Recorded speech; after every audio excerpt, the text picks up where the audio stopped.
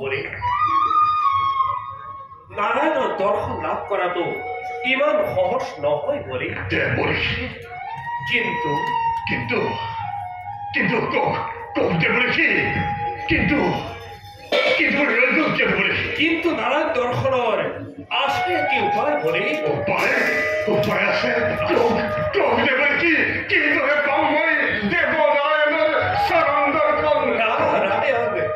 অধৈর্য নহব বলে মই দিম তোমাক নারায়ণ দর্শনের উপায়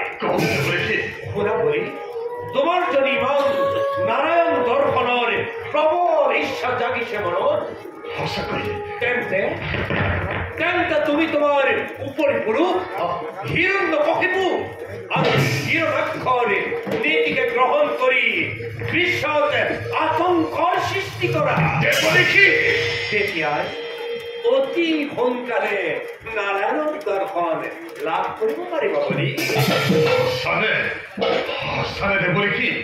সেই পথেৰে গলে মই পাম দৰ্শন প্ৰভু নাৰায়ণৰ নিশ্চয় পাবা তুমি নাৰায়ণ দৰ্শন ভাল দেৱৰীকি তোমাৰ পথকেই অনুকৰণ কৰি সেই পথেৰেই মই সমগ্ৰ নাৰায়ণ তোমাৰ মনোবাঞ্ছা পূৰ্ণ হোক বলে প্ৰণাম দেৱৰীকি ঐক্যমন্ত্রী মীরম ঘোষ জ্ঞানতেন সদাকায় চক্ষুরু মিলিতং তেন তস্मै শ্রী গুরুবে নমঃ তস্मै শ্রী গুরুবে নমো নমঃ তস্मै শ্রী গুরুবে নমো নমঃ তস্मै শ্রী গুরুবে নমো নমঃ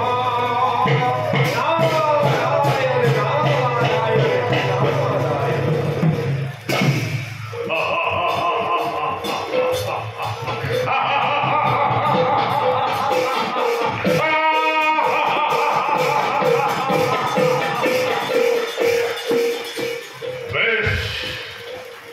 বেশ দেৱৰীকি তোমাৰ আজ্ঞাতেই হীৰগত কৰি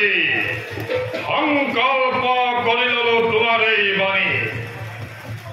হে প্ৰভু নাৰায়ণ হে মোৰ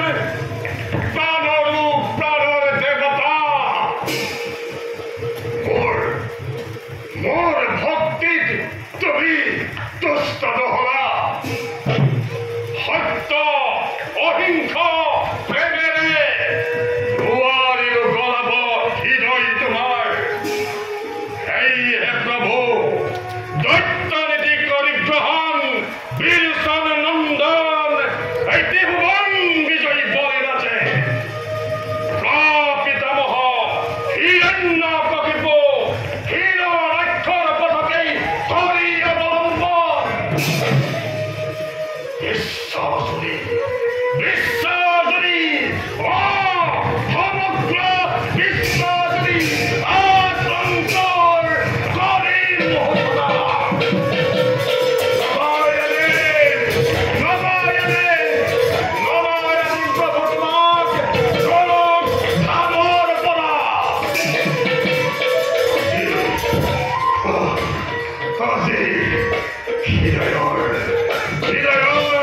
পাতি স্তৰে স্তৰে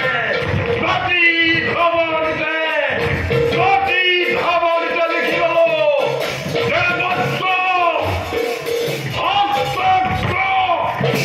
একমাত্ৰ পণ মোৰ জীৱনৰ উদ্দেশ্য মাথো নাৰায়ণ দৰ্শন তাৰেই বাবে প্ৰথমেই চলাম অভিযান